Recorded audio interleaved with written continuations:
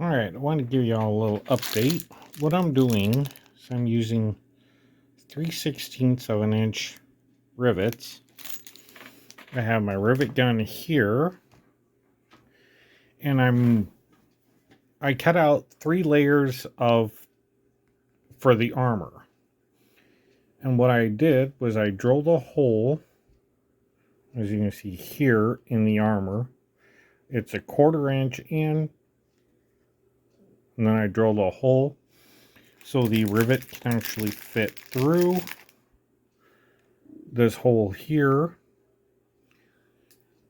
And then what I'm doing is taking a plastic yarn needle, and I marked where the location is all the way around with a pink marker on the blue fabrics, as you can see here, the pink marker, and it leaves a spot, as you can see right there.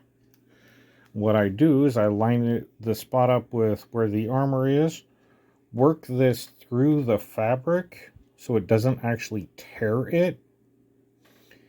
Once I have a hole nicely through it, I go to the back side and I work it back through to the front so it then works the fabric on both sides.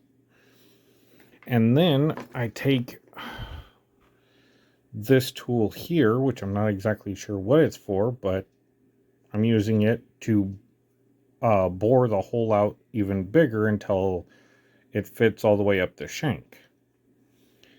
Then I put the rivet through and pop the rivet. And as you can see here, I already have these on here.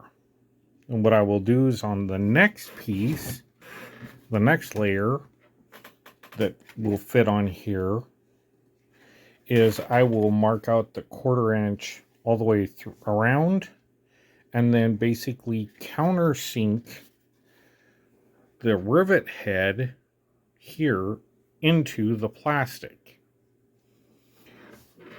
Now, as you can see here, I've already done this as an example to see if it will work. And then once that's all done, I will glue the second piece onto the first, and it'll be nice and secure. And then I can glue the third piece onto the other two. If you don't understand what I'm talking about. Now, that's what I've been working on today. And I labeled it left side and right side so I know which way this goes. It's all sanded. I did that yesterday or the day before. I can't even remember. I took all the pieces outside and sanded it. And as you can see here, they're all marked except for this one, which only has a top and a bottom.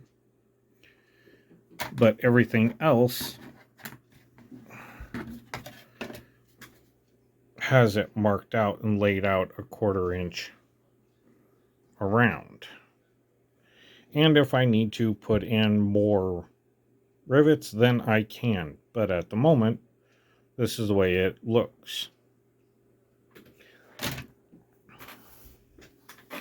And this gives me a nice flush surface to work from.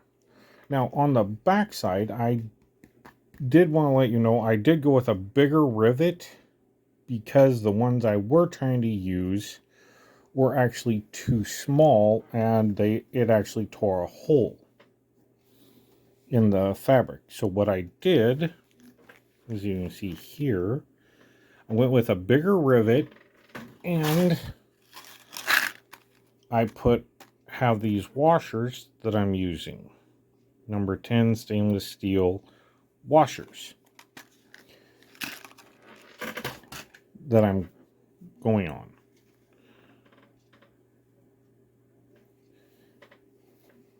Because as you can see, this one's not done, and I'm almost expecting that I will have to do this. But this way it doesn't tear the fabric anymore, and it'll hold it securely in place. nice and flush, and I probably won't even feel this part here because I'll be wearing a tank top underneath all of this. But this holds it in place, and then all I have to do is take in, once it's all done, lay it flat, and then put the other pieces on here. I'll probably make them bigger than the head of the rivet here, so I have a bigger circumference around the head of the rivet, so it'll fit in there nicely. Might just drill the entire hole out. I don't know at the moment. I'm just working on this, get this on here, try it out, see how it fits, but there we go.